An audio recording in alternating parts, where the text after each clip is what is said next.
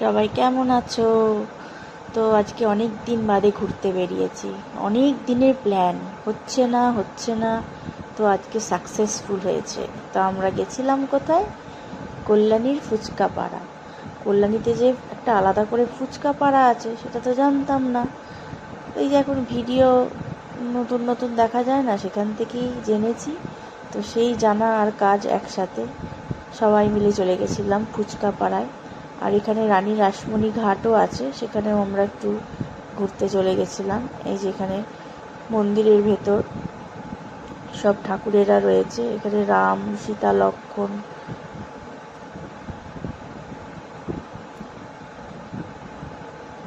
এত অন্ধকার ছিল না, ভেতরটা আলোও জ্বালায়নি, কিন্তু ঠাকুরের মুখগুলো ঠিক আমরা বুঝতে পারছিলাম না যে কি কি ঠাকুর রয়েছে।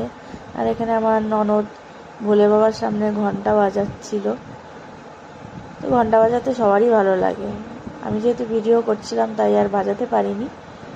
এই যে আমাদের ভোলে বাবা, আর পাশেই ছিল গঙ্গা। এই যে আমার ছেলে, দেখতেই পাচ্ছেন সবাই, বলছে আমার জামা প্যান্টটা খুলে দাও মাম্মাম, আমি গিয়ে একটু স্নান করব, সাঁতার কাটবো। ও জল দেখলে যে এমন করে, পাগল হয়ে যায় জল দেখলেও, মানে কি বলবো। ও স্নান করবে, একটুখানি বাচ্চা স্নান করবে, আবার সাঁতার কাটবে গঙ্গায়। এই যে দূরে দুটো লঞ্চ লঞ্চ বলে না, কিছু একটা বলে হয়তো, কিন্তু আমরা অত কিছু জানি না কি কি বলে এগুলোকে। তো যাচ্ছিল দুটো লঞ্চ পরপর, কোথায় যাচ্ছিল তাও জানি না, কিন্তু ভালোই লাগছিল দেখতে। ঘর থেকে তো বেরোনো হয় না, কাজেই দেখা হয় না এইসব জিনিস, কাজেই চোখের সামনে দেখতে পেলে ভালোই লাগে, মনে হয় যেন কত কিছু দেখে নিলাম। আর এখানে সবাই স্নানও করছিল, গঙ্গার জলও নিয়ে যাচ্ছিল বাড়িতে। যারা দূর থেকে আসে তারা সত্যি গঙ্গা জলের অভাব বোধ করে বাড়িতে, তাই এখানে গঙ্গা থাকলে তো নিয়ে যাবেই। এই যে আমরা সবাই একসাথে রয়েছি, সবাই ফটো তুলতেও ব্যস্ত ছিল।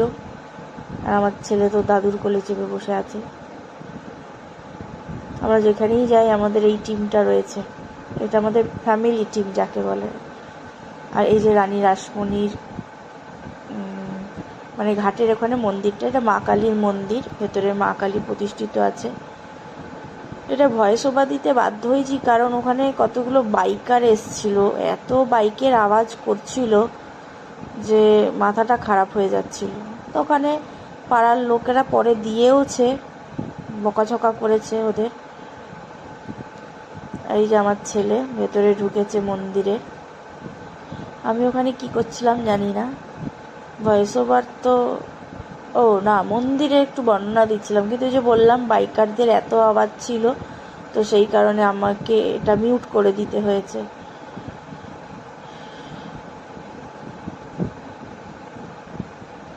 আর এত গরম ছিল, বৃষ্টি হচ্ছে কিন্তু গরম যেন কিছুতেই কমছে না। যে আমার ছেলে ওর পিপুলের হাত ধরে যাচ্ছে, ওর এখানে দুটো পিপি ছিল, কাজেই ওর পোয়া 12 ছিল যাকে বলে। কেউ ঘুরতে বেরোতে চায় না, একমাত্র আমিই জোর জবরদস্তি ঠেলে ঠেলে এনাদের বার করি, তাই এনারা ঘুরতে বেরোয়। বাচ্চাদেরা সবাই ঘরে থাকতেই ভালোবাসে। আর এই যে আমার ছেলে ওখানে দোলনা দেখতে পেয়ে গেছে, যথারীতি দোলনাতেও চেপে পড়েছে। কিন্তু এই দোলনাটাও ভালো লাগেনি, ও নৌকায় চাপবে, নৌকা দোলনায়, কারণ ওখানে ওর দাদা বসে দোলনা খাচ্ছে, যেখানে ওর দাদা সেখানে ও।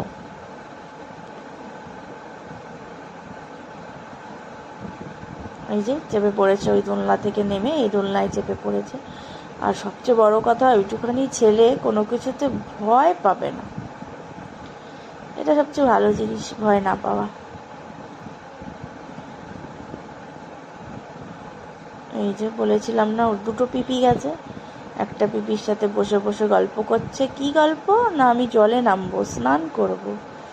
একটা লোক তো জলে নেমেছে, জলে তো সাপ নেই, যেহেতু ওর পিসি বলেছিল জলে সাপ আছে, তো ওই জলের লোকটা কি করে নামলো যদি সাপ থাকে। এমনই নাছোড় বান্দা আমার ছেলে। যে আমার ননদ পা দুলাচ্ছে। এবার আমাদের হয়ে গেছে। এবার আমরা বাড়ি আসবো, না বাড়ি আসবো না, তার আগে ফুচকা পাড়ায় যাবো, একটু ফুচকা তো খেতেই হবে, এতদিন শুনেছি যখন। ওখান থেকে আমরা বেরিয়ে পড়েছি মন্দিরের জায়গা থেকে। আর মন্দিরের ওখানে একটা বট গাছ ছিল। এই যে আমার ননদ ছেলেকে ছুরিগুলো ধরে দোলানোর চেষ্টা করছিল, আমার ছেলে পারেনি।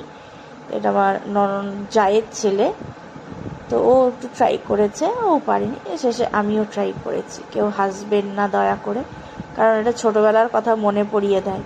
ভাগ্যিস নিয়ে আমাকে পড়ে যায়নি গাছটা।